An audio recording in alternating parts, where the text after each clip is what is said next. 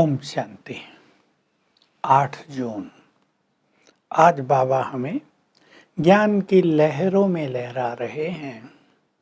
जो ज्ञान अब तक खोज का विषय था, सरल शब्दों में गुह्य बातें बता रहे हैं और कह रहे हैं, बच्चे इस ज्ञान को अपने दिल में समाते चलो, दिल से लगाते चलो, तो धारणा होती चलेगी, अर्थात चिंतन करते चलो। नशे में रहो। स्वयं भगवान सम्मुख बैठकर हमें सत्य ज्ञान दे रहा है। वही ज्ञान का सागर है, सृष्टि के आदि मध्य अंत का ज्ञाता है। लोगों ने दिखा दिया मुख से ज्ञान गंगा बही। अब इन शिव तो निराकार है, कह रहे मैं तो निराकार हूँ, मुख मेरे को कहाँ से आएगा।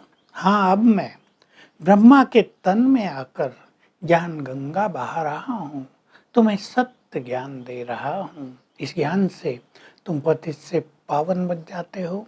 इस ज्ञान में स्नान करने से तुम्हारे विकर्म विनाश होने लगते हैं। बाबा अपना परिचय दे रहे हैं। शुरू में ही हंसी खुशी में बाबा ने डबल ओम शांति की। पूछ रहे हैं, बताओ बच्चे पहले किसने की, शिव बाबा ने या ब्रह्मा बाबा ने। फिर बताया, पहले शिव बाबा ने की, फिर ब्रह्मा बाबा ने की। शिव बाबा ने कहा, ओम शांति, मैं शांति का सागर हूँ, इस सृष्टि में शांति की स्थापना करने आया हूँ। मैं बहुत सूक्ष्म हूँ, मुझे इन आँखों से नहीं देखा जा सकता, इसलिए मुझे निराकार इनकॉर्पोरियल गॉड फादर कहते हैं। मेरे को देवताओं जैसा सूक्ष्म आकार या मनुष्यों जैसा स्थूल आकार नहीं है, इसलिए मेरी पूजा भी निराकार रूप से होती है, शिवलिंग के रूप से होती है। मैं भारत में आता हूँ, तब तो यहाँ शिव जयंती मनाई जाती है। मैं कल्प में एक ही बार आता हूँ, युगे युगे नहीं आता, और एक ही बार आकर तुम सबको सत्य ज्ञान देकर मनुष्य से देवता बना देता हूँ। फिर तीनों लोकों की चर्चा बाबा कर रहे हैं। परम धाम, ब्रह्मलोक, आत्माओं की दुनिया, उसको फर्स्ट फ्लोर कहते हैं। हम सब वहीं रहते थे। सेकंड फ्लोर सूक्ष्म वतन, ब्रह्मा विष्णु शंकर जहाँ है, सूक्ष्म शरीरधारी फरिश्तों का ये लोक। तीसरा ये स्थूल लोक, ये कॉर्पोरियल वर्ल्ड, यहाँ तुम आत्माएं परम धाम से आकर अपना अपना शरीर लेकर पाठ बजाती हो। बाबा विस्तार कर रहे हैं कि जैसे इस आकाश का कोई अंत नहीं है, ये बेअंत है। वैज्ञानिक बहुत कोशिश करते हैं दूर दूर तक जाने की, पर बेअंत है। ऐसे इससे परे जो ब्रह्मलोक है, वो भी बेअंत है, उसकी भी नाप तोल नहीं। आत्माएं थोड़े सी जगह में रहती हैं। बेअंत की भेंट में देखो, धरती भी कितनी छोटी सी है, बिंदु समान। तो आत्माओं का जो लोक है, जो ट्री है आत्माओं का, वो भी थोड़ी सी जगह में होता है। थोड़ी जगह मानो बहुत विशाल है यहाँ से देखें तो बाबा कह रहे वहाँ से तुम भी आते हो इस संसार में, और वहीं से मैं भी आता हूँ। अब मैं तुम्हें ले जाने के लिए आ गया हूँ। तुम्हें घर वापस चलना है तो श्रेष्ठ कर्म करने हैं, पाप कर्मों को नष्ट करना है, इस पुरानी दुनिया से बुद्धि योग को तोड़ देना है। ये 3 बातें बाबा विशेष रूप से कह रहे हैं। फिर सतयुग का वर्णन कर रहे हैं। सतयुग सतो प्रधान दुनिया थी, वहाँ मनुष्य को देवता कहा जाता था। तुम सब वहाँ देवता थे। 16 कला संपूर्ण निर्विकारी सर्वगुण संपन्न थे।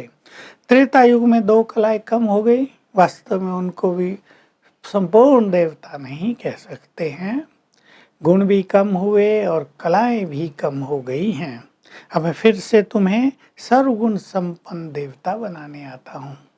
जब तुम सतो प्रधान थे, प्रकृति भी सतो प्रधान थी, दुनिया भी सतो प्रधान थी, और तुम्हारी देह भी सतो प्रधान थी। जैसे जैसे तुम में गिरावट आई, सतो प्रधान से सतो रजो तमो में आए, तो प्रकृति में भी वैसा ही परिवर्तन हुआ, तुम्हारे शरीर भी वैसे ही बन गए। अब तुम्हें फिर से पावन बनना है। बाबा याद दिला रहे हैं, तुम आत्माएं बहुत सूक्ष्म हो, अविनाशी हो, तुम्हें 84 जन्मों का पाठ भरा हुआ है। दुनिया में कोई कह देते हैं आत्मा सो परमात्मा, भारत वालों की बात है, तो कोई कह देते हैं आत्मा परमात्मा में लीन हो जाएगी। देखिए, दोनों अलग अलग सिद्धांत हो गए।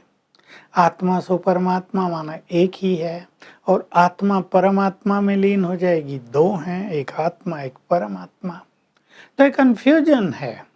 तुम आत्माएं अलग हो, मेरे बच्चे हो, मैं तुम्हारा परम पिता हूँ, तुम्हें नशा रहना चाहिए, हम भगवान के बच्चे हैं, उसके वर्षे के अधिकारी हैं, वो अब हमें साथ ले चलने के लिए आया है। तो हम सभी कर्म श्रेष्ठ करें और ज्ञान को जीवन में धारण कर लें, इसको अपने से लगाएं। आज बाबा ये शब्द बोल रहे हैं, इस नशे में आ जाएं। भगवान स्वयं हमें सत्य ज्ञान दे रहे हैं। देखो, ऐसा भाग्य किसको मिलेगा। तुम बच्चे किसके सामने बैठे हो, जिसे सारा संसार ढूंढता है, वो तुम्हारे सामने बैठ के तुमसे बातें कर रहा है, तुम्हें सत्य ज्ञान दे रहा है।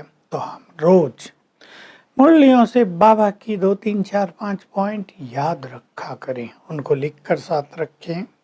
3 तो जरूर कम से कम, जो भी आपको अच्छी लगे, और उन्हें स्मृति में लाते रहें, तो उन पे चिंतन होता रहेगा। जैसे आज ही था, मैं तुम्हें लेने आया हूँ, ये खेल पूरा हुआ, अब तुम्हें संसार से अपने इनकॉर्पोरियल वर्ल्ड में जाना है। इस बात पर चिंतन करने की जरूरत है, अपने को समझाने की जरूरत है कि अब हमें चलना है। तो मोह मोहम्मद तो छूटता जाएगा। वरदान है, सभी फरमानों की पालना करते हुए अपने अरमानों को पूर्ण करने वाले माया प्रूफ बनो। अरमान होते हैं ना मनुष्य के मन में, कुछ करने का जज्बा, उसको अरमान कहते हैं, कुछ करने का उमंग, उत्साह। तो बाबा ने जो सवेरे से रात तक के लिए फरमान दिए हैं, आज्ञाएं दी हैं, उस पर यदि हम चलेंगे तो हमारे सभी अरमान पूरे होते रहेंगे, हर कार्य में सफलता होती रहेगी। यदि सफलता नहीं होती, यदि कठिनाई होती है, तो हम चेक करें कि दिनचर्या के सारे जो श्रीमत मिली है उसका हम पालन नहीं करते हैं कहीं ना कहीं, और यदि हम ऐसा करेंगे तो माया प्रूफ बन जाएंगे। स्लोगन है, अपनी सूक्ष्म कमजोरियों को जानकर उनका चिंतन करके हटाना, यही स्वचिंतन है। तो आज सारा दिन हम सुदर्शन चक्रधारी होकर रहेंगे। कैसे मैं आत्मा परम धाम से स्वर्ग में उतरी थी, वहां मेरा स्वरूप क्या था। द्वापुर में मेरा पूज्य स्वरूप था, संगम पर आए तो मैं श्रेष्ठ ब्राह्मण बना, और अब भगवान स्वयं मुझे फरिश्ता बना रहे हैं, मुझे घर वापस चलना है। ये संपूर्ण सुदर्शन चक्र केवल याद नहीं करेंगे, हर पाठ के नशे में स्थित हो जाएंगे। ओम शांति।